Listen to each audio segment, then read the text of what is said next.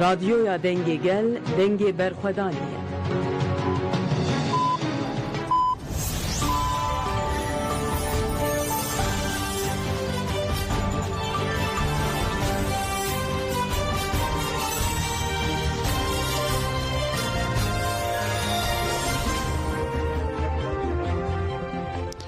جنابندان و چهنا رادیو دنگی گلدن باشی رو 23 تیر ماه 2025 چهارشنبه لبروکسل ساعت 13 لآمده 14 کدارن هجم نوچه هم پیشکش بکن دم آزادی رو بر آبویه.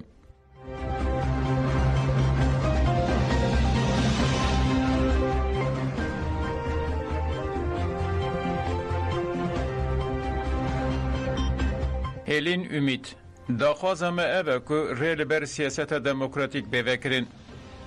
اندام تکوشین آزادی کردستان هلین امید ده بردوامن خاندرین خود گود امتیگاه ترکیه بهتر و رد کن. دوی هر کس زانه به کتفگر آزادی پکک تکوشین هری روایات دیروکی مشاند. کرد ده شخص پکک و ریبرتی ده مافی برخودان لدجی ظلمه بکارانین.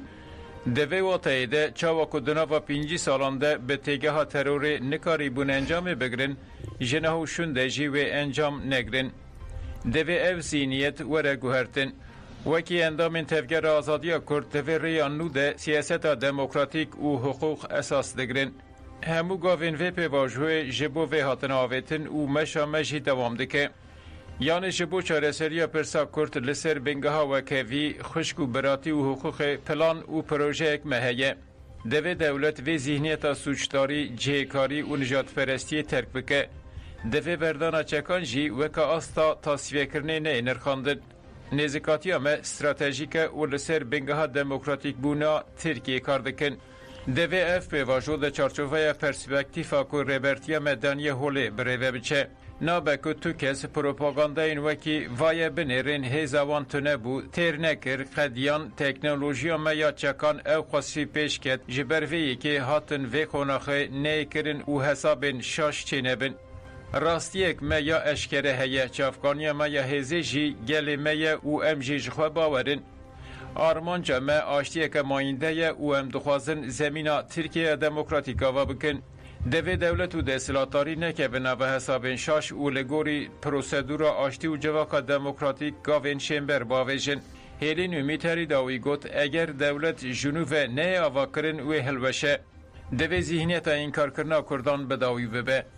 اکتور سرکه مخاطب و کلید آشتی و جواکا دموکراتیک ریبر آپویه.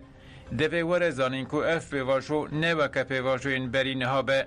لروجرات نابین پیواجو که مزنا گوهرتنه هیه هیویم ابه که رایدارین دولت و دستلاتاری به عقلی سلیم تف بگرن.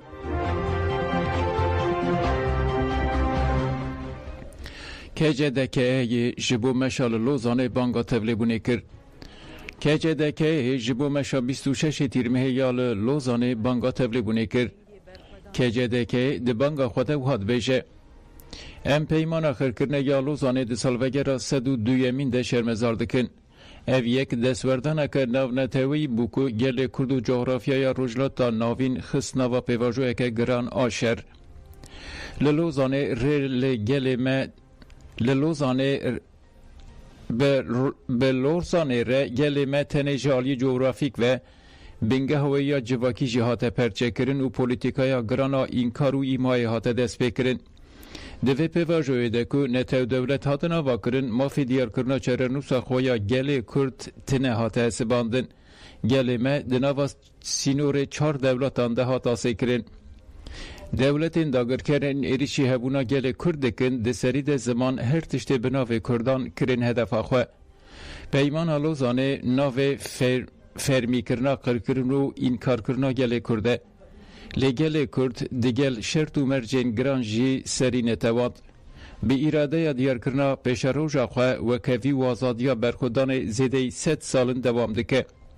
امیرو ده سالوگر 102 امین آلوزانه ده جارکدن ایلان دکن.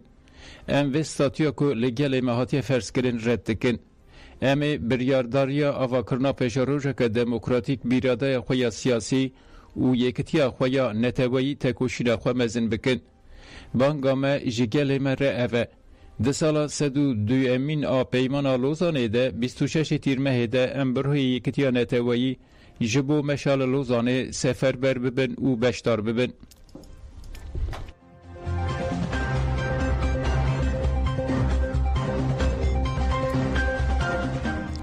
روزیف احمد مافی هیوی مافکی روایه پارێزەر روزیف احمد تێکلداری مافی هێویە یا ji bo rêbera pojana Firaqfê Ehmed diyar kir ku mafê hêviyê mafekî rewaye wiha got hemû mafên rêberê me tên bin pêkirin rêbera poj ji sibata 1999 ve dibin tecrîtekê de ye dixwazin mafê rêbera poyê hiqûqî jî xut bikin weke hemû girtiyan divê malbata xwe parêzerên xwe bibînin lê ev maf jî li ser hatiye qedexekirin ev salane dawî jî ev salên dawî jî îspata vê yekê ku dibin tecrîtekê de ye Ehmed wiha dewam kir li gorî qanûnên mafên mirovan piştî 25 salan divê azad bibe lêbelê mixabin ku rêberê me ji vî mafî bêpare ne tenê ji mafê hêviyê ji mafê herî piçûk jî hatiye mehrûm kirin.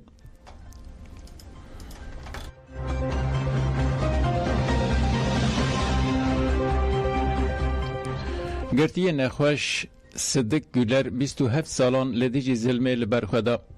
Sidik Gülerê 85 salî ku piştî 27 salan ji girtîgehê derket ji kamereyan re axivî. Güler diyar kir ku wî 27 salên jiyana xwe di girtîgehê de derbas kiriye û got girtî dibin zextê de ne û got zilim li girtiyan têkirin heqaret li wan têkirin malbat ji bo hevdîtina 45 dekayî dihatin diçûn wan ew dem jî pir dîtin divê girtiyên nexweş werin berdan û girtîgehê werin velakirin divê rewşa girtiyên nexweş were dîtin 6 mehan ava germ nedan me em neçarman ku bi ava sar xwe bişon her cûre heqaret li me kirin Güler behsa pêvajoya aştî û civaka demokratîk jî kir û got gelê me aştiyê dixwaze em li terefê pêvajoyê ne em ê bi hev re aştiyeke bi rûmet ava bikin me nexwest em bi vî rengî derkevin me dixwest ku hemû girtî bi hev re bên berdan em dixwazin bi rêz Öcalan were berdan ger deriyên îmraliyê bên vekirin her tişt dikare biguhere pêvajoyeke nû dest pê kiriye dewlet dikare vê pêvajoyê temam bike ev ji bo aştiyê em Kurd ji bo aştiyê amade ne.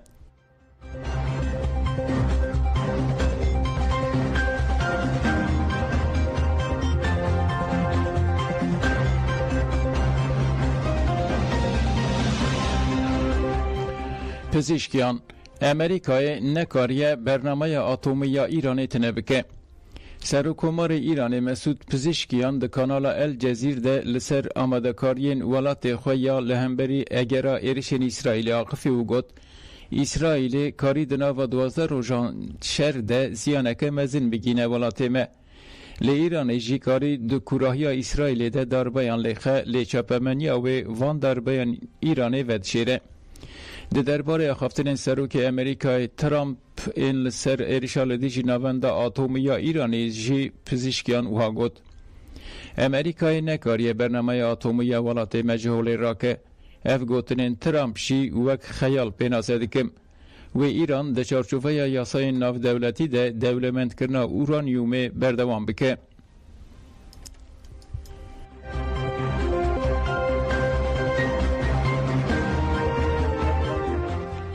Li Qûmê teqîn heft kes birîndar bûn. Rêveberê parastina sivîl a Qûmê El Zendî ragan ku di avayekê ya li kolana bestiyê ya bajarê Qûmê teqînek çêbûye.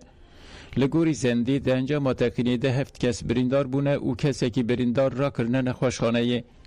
Zendî ragan ku piştî bûyerê hêzên ewlekariyê gihîştine ciyê bûyerê û destpêlê kolînê kirine.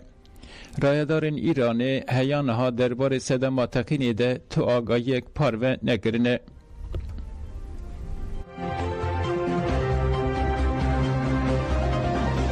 Gudarên êca me nûçe pêşkêşkirin dem baş.